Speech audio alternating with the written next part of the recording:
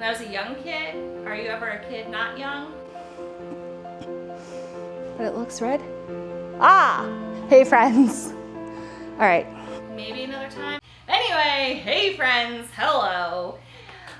Thank you for coming back. You're probably checking in on me. If you're new here and thinking, why would anyone be checking in on you?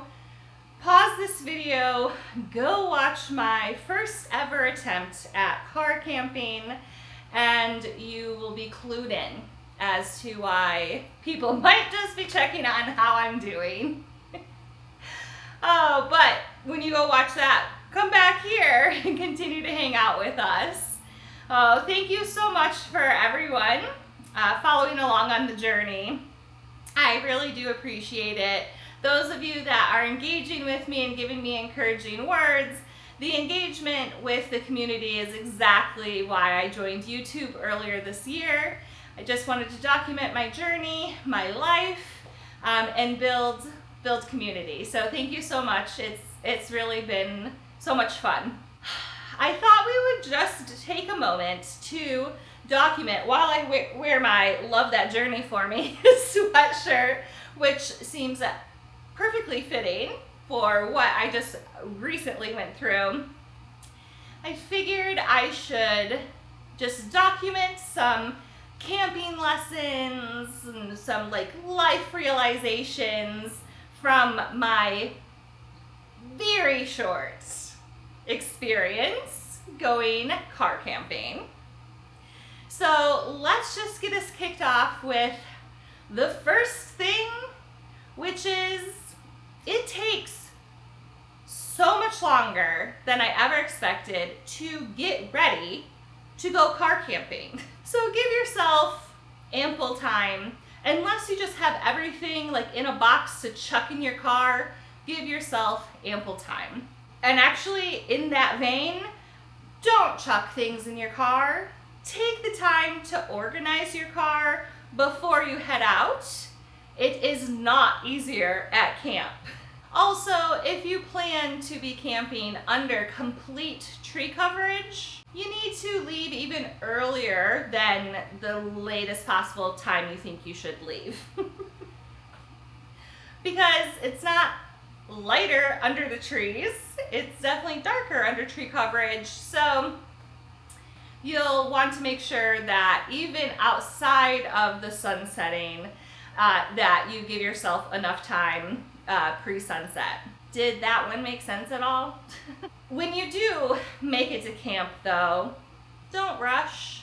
No matter if you start to think that you need to hurry up because the light is lower than you thought it would be, and you need to organize your car and get your bed set up and make your dinner all before dark, don't rush. It'll all work out. If you have to make your dinner in the dark, it'll be okay. It's better than rushing. Rushing is no fun. Making mistakes is no fun, and that just causes frustration, so you end up in quite the vicious cycle. Don't do it to yourself. If you start to feel rushed, just take a deep breath. I mean, for me, going camping, at least part of going camping is to feel grounded. So take a moment to ground yourself. Don't rush, because you'll just end up more frustrated and maybe just make a decision that ends your camping trip. That being said, before you do something that has the potential to end your trip, your adventure, try to take a moment to be more thoughtful. Now, if you're wondering what I'm talking about, again, my last video, you see the bad decision, but I'll tell you, I put a carabiner in my car's hatchback with the thought of it turning off my car's dome light. Now, I've received a handful of comments that said, hey, cars are pretty smart now, they will turn the light off themselves, so cool, good to know. But will someone let me know if that includes the approach lights? Will the approach lights also turn off if you keep your door open for a certain amount of time? Anyway, in my years of watching people go car camp, I'd seen people do this trick, specifically with Subarus, where they put the carabiner in the hatchback latch so that their dome light turns off. I did not need to do this, but in a very, very quick moment, I did. And as soon as I put the carabiner in the latch, I was like, I don't think that's coming out. And I was correct. It was not going to come out. So another possible lesson is, if you're going to go camping in a less than experienced state, you know, maybe choose your first car camping experience where you have phone connectivity. So I was able to successfully tie down my hatch without any problems. I made it home without any issue whatsoever. I got home, I ate dinner, cuddled with my cat a little, and then around midnight, I actually Googled. I searched how to get a carabiner out of my hatchback, and the interwebs smiled upon me and queued up a YouTube video that showed me how. So at midnight, I went back out to my car, undid the tie, and tried the trick. So I'll document it for all of you too. You put your hatch down. Obviously it won't close because you put the carabiner in there. And again, this is for Subaru Outback. I don't know if it works for all vehicles, and honestly, I recommend that you do not try. But if you happen to be in my situation, this is something that you could try to get the carabiner out. You close the hatch as much as it, just gently, and let it rest there. With your key fob, double click the hatchback button and then do a long hold on the hatchback button. My car that made noises and the lights lit up, and then it made this nice noise, and then I let go of the button and I opened up the hatch and it had released the carabiner. Had I have not been an hour and 15 minutes into an area that had no cell service, I mean, my drive was in total 2.5 hours. Half of that was without cell service. So at that point, just go home, especially because I was not in a better state to be setting up camp in the dark. But again, if my first location for camping was someplace that had cell service, I would have had the luxury of making that poor decision and then also being able to Google it right there and figure out what the solve was. So that's all good, it's all lessons. And oh yeah, one of my other lessons is to give yourself ample time to be a little bit more experienced with your things. They do recommend to never try something for the first time when you're already out and about. I say, unbox any new items that you might be receiving for camping.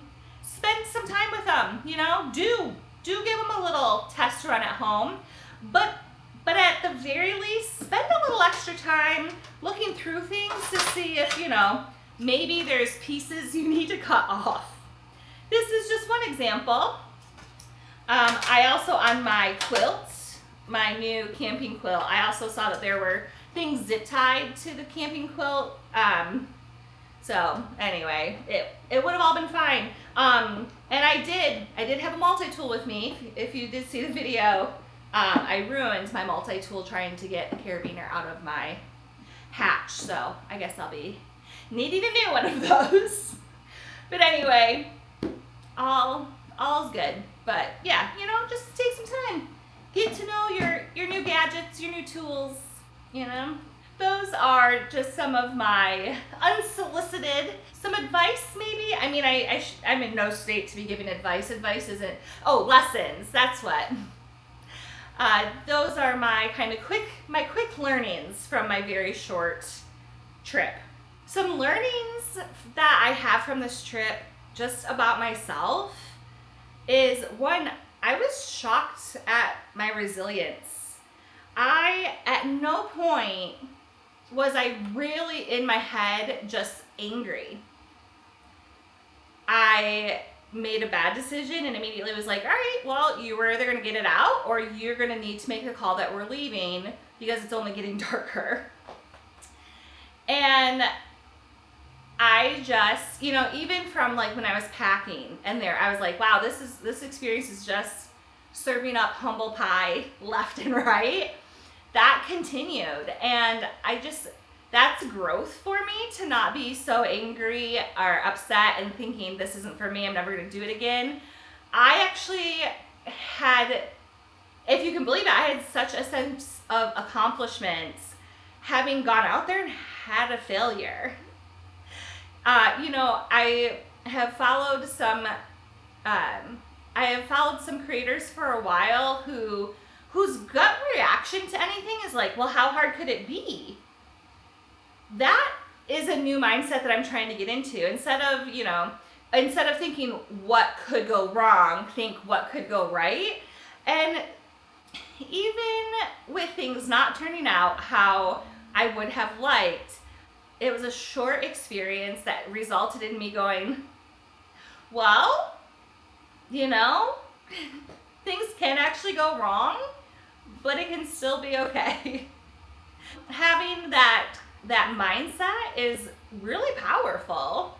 I'm happy to see that I'm kind of moving into that direction, and also just being kinder to myself, even if it might not have seemed it during the video. I was very much just like, well, yeah, this is what we did.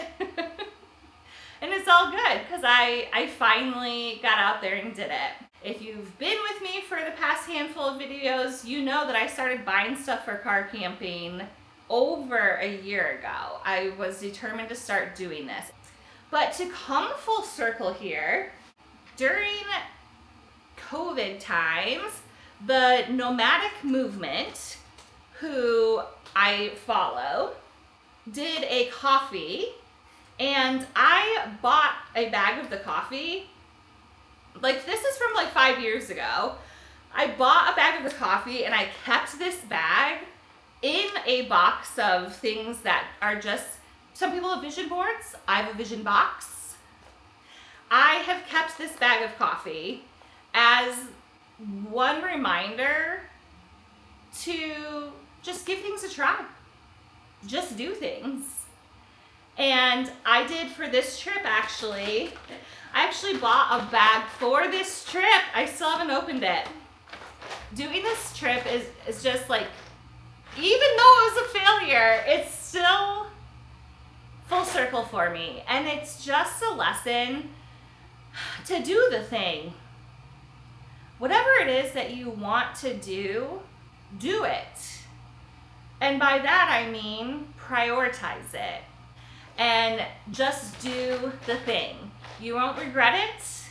So stop what you're doing, look at what you're doing, and prioritize whatever that thing is that you've been putting off that you want to do. And I look forward to trying this coffee and going camping again very soon.